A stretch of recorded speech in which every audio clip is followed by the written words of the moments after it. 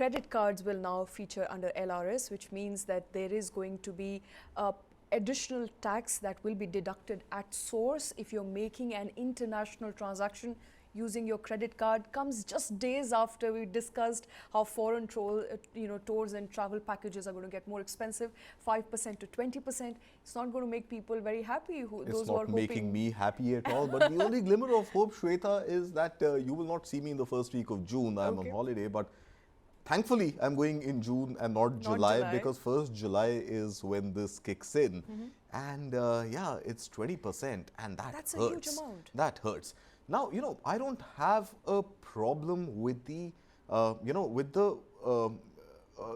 mindset of imposing a TCS. I don't have a problem with that.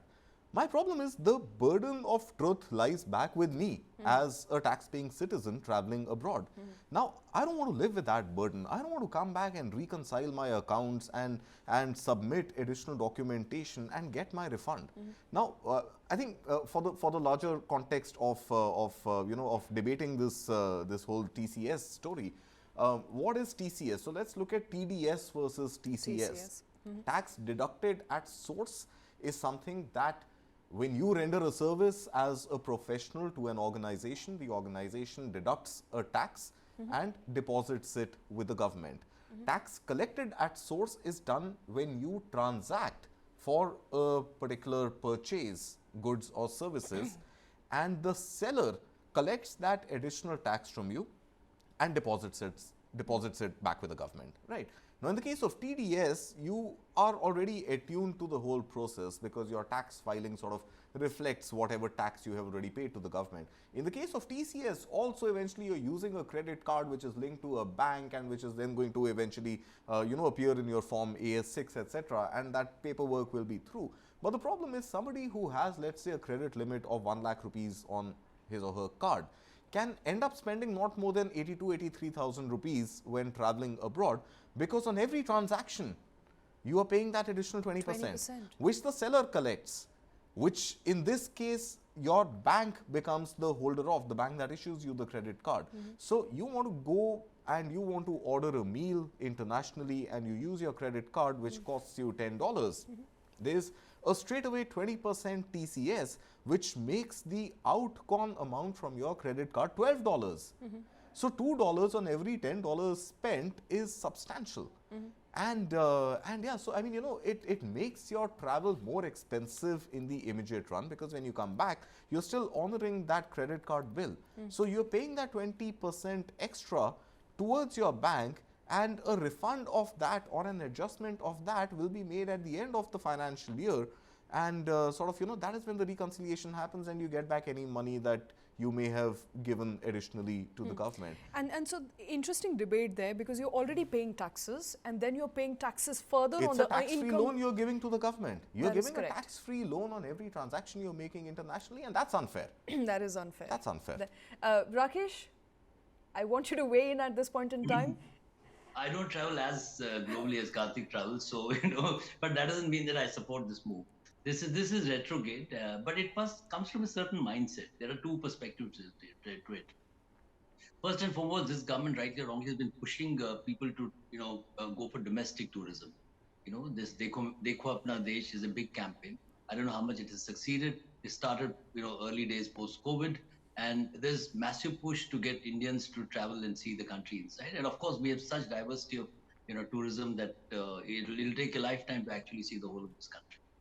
I'm not diminishing a city like Hong Kong or US or Las Vegas. All those are important, and there's no either or in this case. So that's one reason probably one could justify this move, which I definitely is not welcome. The other reason is that from a macroeconomic perspective, I don't know whether Karthik agrees with me. See, in the fiercely competitive... As the case usually is, but let's listen to your point of view. Go ahead, sir. Yeah, the other perspective is that in the fiercely globally economic landscape, where each country's power, one is the soft power which we keep talking about, the other big ticket power is your forex reserves. I mean, 10 years ago or 20 years ago and 20 years from now, that will remain the key singular capability that this any country has in terms of its strength to navigate any seen or unseen challenge economically. So I think there is a view in the RBI, there's a view in the finance ministry that and we have had some depletions which we have squared up in the forex reserves. The stronger your forex reserves are, the greater you have the capability. So anything, I mean, there is some undue sensitivity about forex reserves. In that sense, spendings abroad, I guess, are being discouraged. Whether one agrees with or not, with this While perspective. I understand the issue of forex reserves, and India has plenty. I mean, there was a time we saw in 2021, 2022, where we had to sell a lot of our USD to keep the currency depreciation under check. But we've been made to understand, and RBI data suggests that we are back to about $700 billion worth of forex I guess USD reserves. it's My, about my 600 plus. But what is plenty is not plenty, Karthik. Sure. Because if you The look at point is, China, why was this TCS really imposed? And, the objective, as we were made to understand about 2 months ago, maybe less or 6 weeks ago or so, was that the government is trying to widen the tax net. The government wants to go after tax evaders, and that is why in this high spending category, you had things like air travel included, where there was a possibility that you're buying a ticket and you're paying cash for it, right?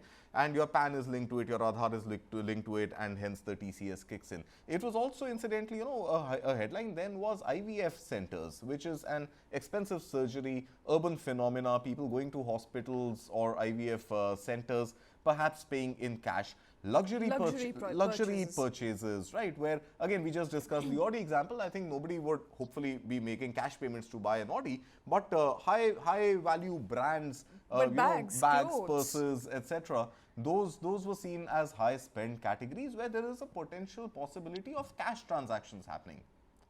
As long as the debate was limited to that, I was okay with the TCS that, yeah, let's go after tax evaders.